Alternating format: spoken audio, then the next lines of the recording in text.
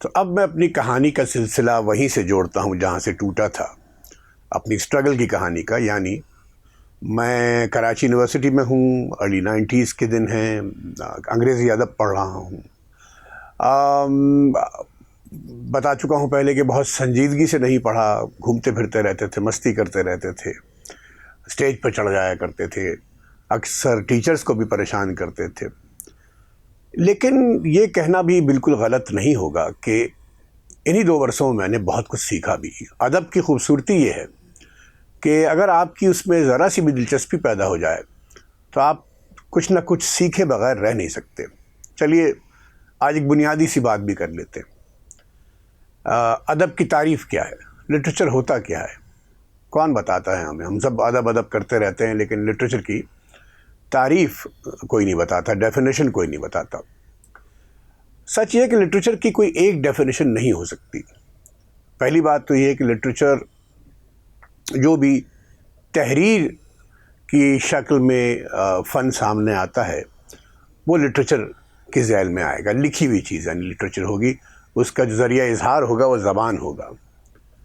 لیکن یہ بھی کہتے ہیں کہ ہمارے جو ٹیچر تھے رفعت کریم صاحب، ان سے میں نے ایک بار پوچھا، جو ڈرامہ پڑھاتے تھے، اس دنیا میں نہیں ہیں، ان سے میں نے ایک بار پوچھا کہ ادب کی تعریف کیا ہے، لٹریچر کی ڈیفینیشن کیا ہے. تو انہوں نے اپنے ایک یونیک اپنے سٹائل میں انہوں نے بتایا کہ literature gives you perceptions of life. آپ کو زندگی گزارنے کے مختلف زاویے دکھاتا ہے ادب. پھر یہ بھی ہے کہ کچھ لوگ کہتے ہیں کہ ادب پڑھنے سے آپ کا دل گداز ہوتا ہے، کیونکہ آپ اس میں جو کہانیاں پڑھتے ہیں ادب کے ذریعے، جو کردار آپ کے سامنے آتے ہیں، جو سچویشن سامنے آتی ہیں، وہ انسانی ہوتی ہیں، انسانوں سے تعلق ہوتا ہے ان کا. اور انسان، آپ بھی انسان ہیں تو آپ کسی نہ کسی لیول پہ ان سے آئیڈینٹیفائی کرتے ہیں. اور کبھی کبھی ادب جو ہے ہمارے ان خیالات کو زبان دے دیتا ہے جن کا ہم اظہار نہیں کر پاتے ہیں ایک عام قاری کے طور پر، عام انسان کے طور پر.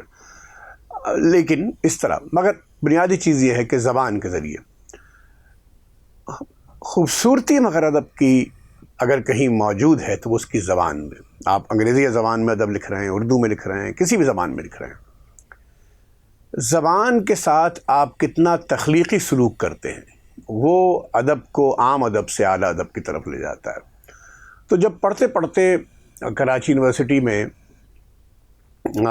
کھیلتے کودتے شیکسپیئر سے عشق ہو گیا. جیسے میں بتا چکا ہوں، شیکسپیئر وہ کتاب تھی ہیملیٹ جس نے مجھے میری زندگی کو نیا رخ دیا. شیکسپیئر سے عشق ہوا، پھر ٹی ایس ایلیٹ کے گرویدہ ہو گئے. دا ویسٹ لینڈ ایک مشکل سی نظم پڑھی، پھر ان کی اور دیگر نظمیں پڑھی، ان کے ڈرامے پڑھے، ان کی تنقید پڑھی ٹی ایس ایلیٹ کی، ان کے گرویدہ ہو گئے. پھر رومانٹک جو شاعر تھے، کیٹس، شیلی، ورڈزبرتھ، کولریج، یہ سب تو تھے ہی. کیٹس کا تو جواب ہی نہیں ہے. پھر Browning, the bad boy of literature. پھر فکشن کی طرف آ جائیں تو یولیسیز، گو کہ ہمارے کورس میں نہیں تھا جیمز جوائس کا، لیکن میرا پسندیدہ ناول ہے یولیسیز. اور اس میں آپ یہ دیکھیے کہ ایک دن کی کہانی ہے، لیکن اتنا موٹا وہ ناول ہے، اتنا ضخیم ناول ہے. ایک دن کی کہانی اور صرف کھیل زبان کا ہے، اس میں زبان کی توڑ پھوڑ کا ہے، تخلیقی استعمال کا ہے. خیر، تو ان لوگوں کے ہم گرویدہ ہوتے چلے گئے، ان کے عاشق ہوتے چلے گئے. ایون جو کرٹکس پڑھے ہم نے، میرے جو استاد تھے ڈاکٹر کلیم الرحمان، وہ تنقید پڑھاتے تھے، تو ایک زمانے میں مجھے تنقید سے بھی لگا ہو گیا تھا. لائنل ٹرلنگ اور ایف آر لیویس اور اے سی برائڈلی وغیرہ، یہ جو ہم نے پڑھے. اب میں بھول گیا ہوں بہت ساری چیزیں، لیکن چلتے پھرتے سیکھا بہت. آج بھی میں کچھ چیزیں جو اگلتا ہوں، باتیں کرتا ہوں، میری تحریر میں آتی ہیں، وہ اسی دور کی سیکھی ہوئی چیزیں ہیں. پھر دوست بنے، یار بنے، اور کچھ رشتے ایسے بھی، بلکہ کچھ نہیں، ایک رشتہ ایسا بھی ہوا کہ جس کو ذرا نام دینا مشکل ہے. ایک ایسا بھی رشتہ بنا، اور ابھی اس پہ بات کرتا ہوں.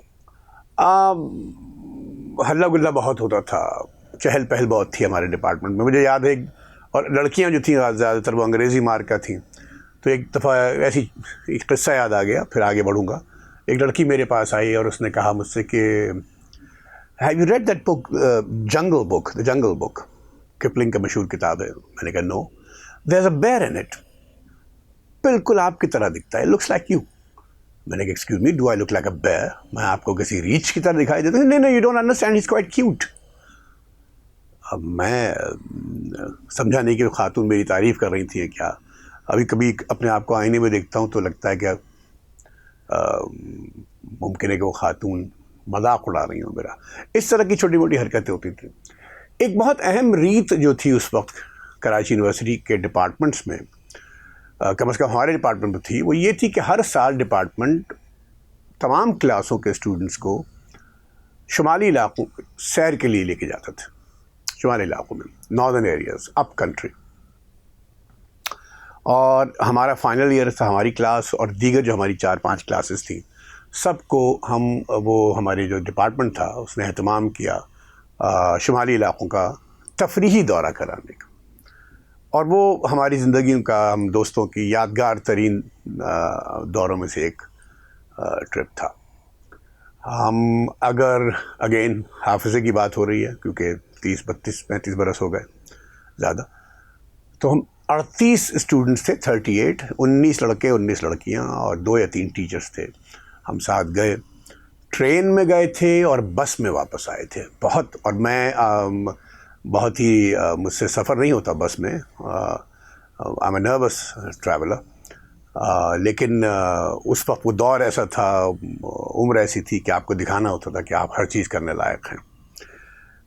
بہت عمدہ سفر رہا. وہاں ہم مری گئے. مجھے اچھا, میرے رشتہ دار پاکستان میں ہے کہ دیگر شہروں میں ہیں, لیکن میں بہت ہی کراچی کا رہنے والا ہوں, بھرپور کراچی کا. مجھے کسی اور جگہ چین آتا نہیں ہے.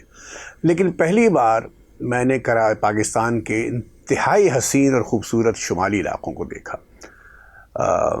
یا بچپن میں گیا ہوں گا والدین کے ساتھ تو یاد نہیں, لیکن مری, بھوربن, نتھیا گلی, ناران, کاغان, شوگران, ایک عجیب و غریب, ایک کیا خوبصورت نظارے تھے. اور ہم مستی کرتے ہوئے لڑکے لڑکیاں, گانے گاتے ہوئے. اور یہ وہ دور ہے کہ جب میں شعر بہت پڑھنے شروع کر دیے تھے, نظمیں میں نے انگریزی اور اردو دونوں کی. اور فیض صاحب بہت فیشن میں تھے. اب تو دیکھ رہا ہوں کہ فیض صاحب ذرا فیشن سے اتر رہے ہیں. ان دنوں فیض صاحب کا بہت فیشن تھا کیونکہ ایک حکومت میں تبدیلی آئی تھی پاکستان میں, ایک خاص طرح کا نظام وضع ہو رہا تھا.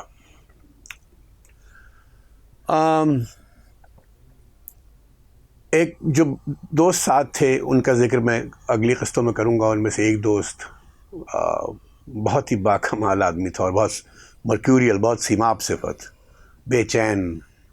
وہ 50 سال کا بھی نہیں تھا کہ مر گیا ایکسیڈنٹ میں. اس کا میں ایک الگ سے ذکر کروں گا. اس کا وہ ساتھ تھا. اور ہمارا وہ لیڈر تھا, عمران نام تھا اس کا, ہم اماں کہتے تھے پیار سے اس کو.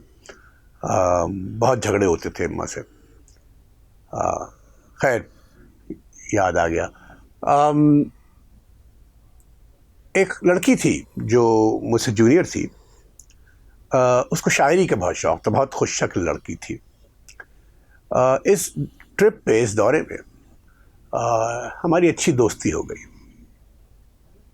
اور کچھ وقت ساتھ گزرا.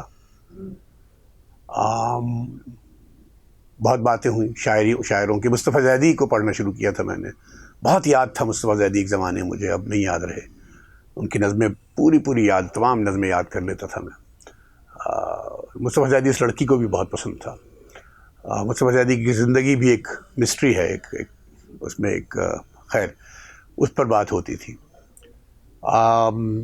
جب ہم لوٹ رہے تھے تو ہم بس میں واپس آ رہے تھے. ایک بس تھی بہت بڑی سی, تو میں اور وہ لڑکی ساتھ ہی بیٹھے تھے سیٹ پر.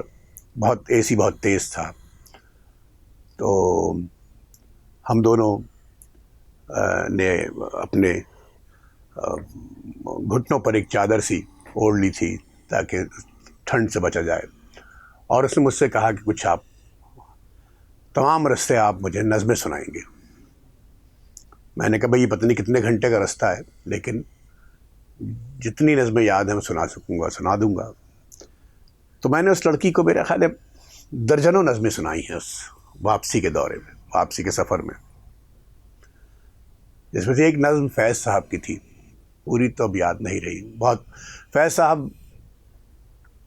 کمال کے شاعر ہیں اور ان کی شاعری میں جو ایک خاص طرح کی نرمی ہے، ایک گداز ہے ان کی ڈکشن میں، وہ انہی کا خاصہ ہے۔ ایک بہت طویل نظم ہے ان کی جو ٹینا ثانی نے بہت اچھی گائی ہے، اور بہت ہی ارشد محمود نے، میرا خیال ہے کہ وہ ارشد محمود صاحب کی ان کمپوزیشنز میں ہے جنہیں سراہا نہیں گیا، اور آئی تھنک کہ بہت ہی ان کی جو چند بہت اچھی کمپوزیشنز ہیں ان میں سے ایک ہے وہ۔ تو وہ اس لڑکی کو میں یہ نظم سناتا ہوا آیا، اور معلوم نہیں وہ لڑکی اب کہاں ہے، نہیں معلوم تو خیر ہے۔